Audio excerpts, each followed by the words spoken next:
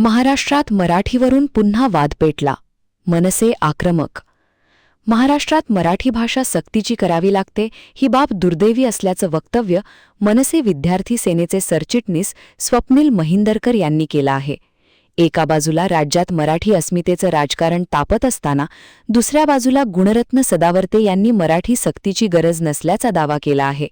या विधानावरून वाद निर्माण झाला असून मनसेनं ठाण्यात सदावर्ते यांच्या विरोधात आंदोलन छेडलं आहे.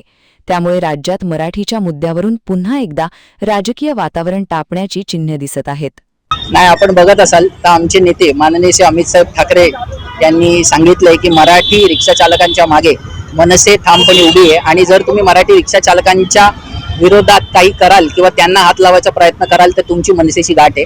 तर महाराष्ट्र नवनिर्माण एवढेच सांगते, याचं म्हणणं एवढंच आहे की ही जी सक्ती अनिवार्य केलेली आहे ही योग्य आहे आणि हरेकाने मराठी शिकवलं पाहिजे. कारण आज तुम्ही महाराष्ट्रात राहता, ही तुमची कर्मभूमी आहे. तर ज्या राज्यात तुम्ही राहता, जिथून तुम्ही पैसे कमवता, तुमचं पोट भरता, तर त्या राज्याच्या लोकांचा तुम्ही सन्मान केला पाहिजे आणि त्यांची भाषा तुम्ही शिकली पाहिजे.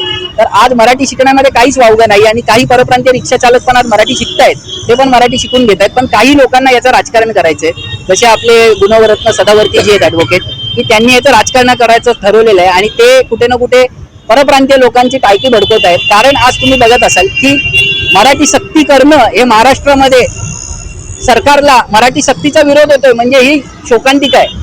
कारण आज इकडे सगळे मराठी राहतात, महाराष्ट्राचा जन्म हा मराठीपासून झालेला आहे. तर मराठी सक्ती करणं ची जो वेळ येते सरकारवर आणि त्याला कोण विरोध करतंय, तर ह्या गोष्टीचा खूपच म्हणजे भयानक गोष्ट आहे. आणि आज मनसे म्हणून मनसे मराठी माणसाच्या मागे उभी आहे, मराठी रिक्षा चालकांच्या मागे उभी आहे आणि पुढे वेळोवेळी उभी आहे.